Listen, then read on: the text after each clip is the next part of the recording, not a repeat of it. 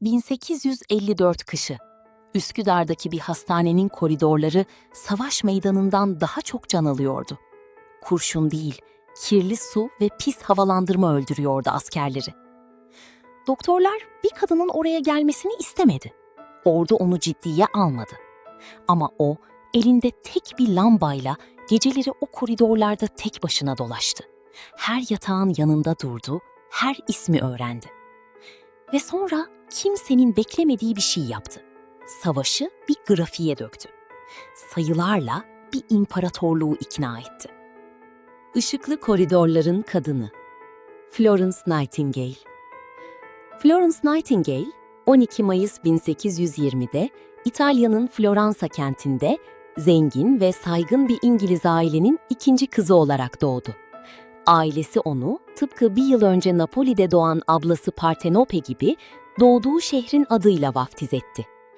Aile bir yıl sonra İngiltere'ye döndü ve Derbyshire'deki Leahurst'le Hampshire'deki Embley malikanelerinde büyüdü.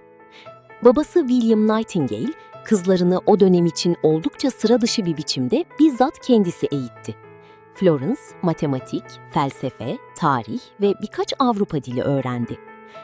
Çocukluğundan itibaren toplumsal ilgiden kaçınan, sıradan sosyete hayatından hoşlanmayan, içe dönük bir karaktere sahipti. Ailesi onu sosyeteye uygun bir evlilik yapmaya yönlendirse de, Florence 16 yaşındayken kendi ifadesiyle Tanrı'dan bir çağrı aldığına inandı ve hayatını insanlara hizmete adaması gerektiğine karar verdi.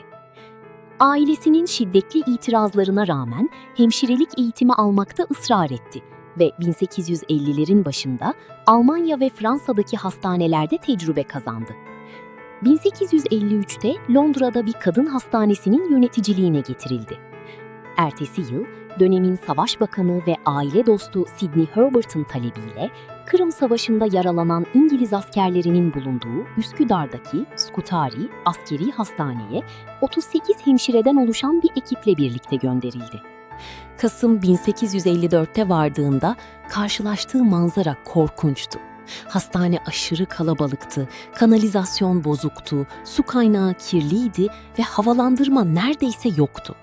Askerlerin büyük çoğunluğu savaş yaralarından değil, bu koşulların yol açtığı tifo, kolera ve dizanteri gibi hastalıklardan ölüyordu. Geceleri elinde bir lambayla koridorlarda dolaşıp yaralılarla tek tek ilgilenmesi, önce bir Times gazetesi muhabirinin haberiyle, ardından Amerikalı şair Henry Wadsworth Longfellow'un 1857'de yayımladığı Santa Filomena adlı şiiriyle ölümsüzleşerek ona lambalı kadın lakabını kazandırdı. Askerlere karşı neredeyse annelik gibi bir sorumluluk hissettiğini, onlardan çocuklarım diye söz ederek ifade ederdi. Nightingale'in asıl devrimci katkısı ise istatistikçi kimliğiyle geldi. İstatistikçi William Farr'la birlikte çalışarak ölüm verilerini titizlikle derledi ve bugün gül diyagramı ya da Cox-Comb olarak bilinen dairesel bir grafik geliştirdi. Her biri bir ayı temsil eden dilimlerden oluşan bu grafikte farklı renkler hastalıktan, savaş yaralarından ve diğer nedenlerden kaynaklanan ölümleri gösteriyordu. Hastalıktan kaynaklanan mavi alanların diğerlerine kıyasla ne kadar büyük olduğu tek başına anlaşılıyordu.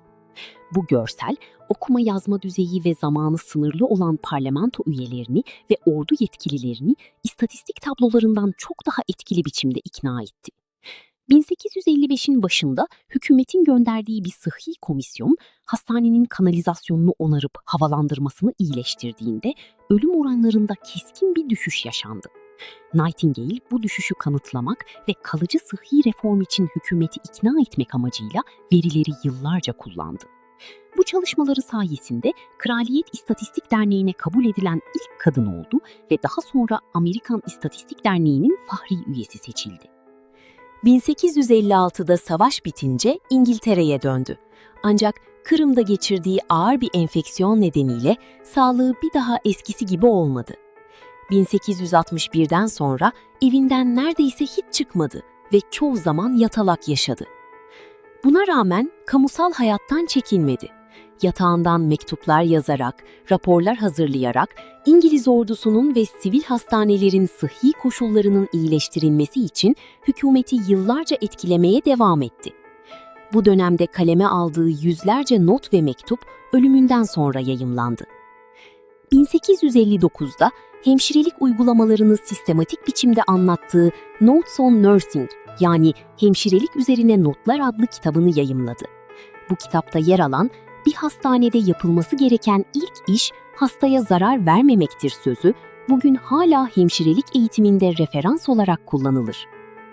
1860'da Londra'daki St. Thomas Hastanesi bünyesinde Nightingale Hemşirelik Okulu'nu kurdu.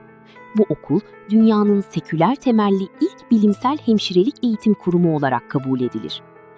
Kurumun kurulmasında savaştaki çalışmalarına duyulan hayranlıkla halktan toplanan bağışlarla oluşturulan ve 45.000 sterlin tutan Nightingale Fonu kullanıldı. Yaptığı çalışmalar sayesinde hemşirelik o zamana dek küçümsenen bir uğraşken orta ve üst sınıf kadınlar için de saygın bir meslek haline geldi. Okulun ilk öğrencileri arasında varlıklı ailelerin kızları da yer aldı. 1907'de Kral 7. Edward tarafından kendisine liyakat nişanı, Order of Merit verildi. Böylece bu onuru alan ilk kadın oldu. Kadınların eğitim ve kariyer haklarını genel olarak destekleyen Nightingale, oy hakkı dilekçelerini imzalasa da örgütlü kadın hakları hareketine mesafeli durdu. Zamanının çoğunu reform taleplerini hayata geçirebilmek için erkek bürokrat ve politikacılarla birlikte çalışarak geçirdi. Hayatının ilerleyen yıllarında ise İngiliz Hindistan'ındaki sıhhi koşulların iyileştirilmesi için de raporlar hazırladı. Florence Nightingale, 13 Ağustos 1910'da 90 yaşındayken Londra'daki evinde uykusunda hayatını kaybetti. Ailesi, Westminster Abbey'de gömülme teklifini reddederek onu Hampshire'daki East Wellow köyünde kendi seçtiği sade bir mezara defnetti. Bugün hala modern hemşireliğin kurucusu ve verinin gücünü insan hayatı kurtarmak için kullanan ilk bilim insanlarından biri olarak anılıyor.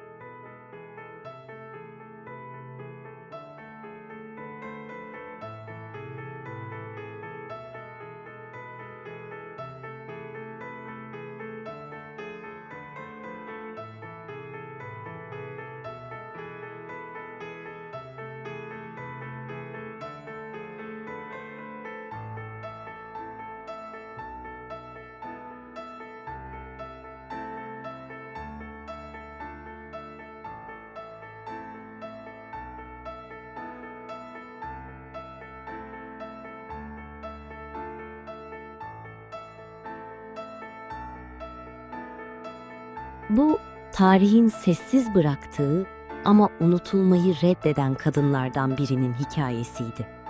Peki ya diğerleri? Bir firavun vardı. Erkeklerin dünyasında 30 yıl hükümdarlık yaptı ve ölümünden sonra adını silmeye çalıştılar. Bir ressam vardı. Her tablosunu acıyla boyadı ama hiç yenik düşmedi. Bir hemşire vardı. Savaş meydanlarında geceleri fener taşıdı ve modern tıbbı kökten değiştirdi. Bir kız vardı. Karanlığın kurşununa rağmen susmadı. Hepsinin hikayesi burada. Lilitya'da her hafta yeni bir isim, yeni bir hikaye seni bekliyor. Abone ol, bildirimleri aç. Bir sonraki hikayeyi kaçırma. Tarihin en güçlü sesleri sessizliğe teslim olmadı. Sen de onları duymayı hak ediyorsun.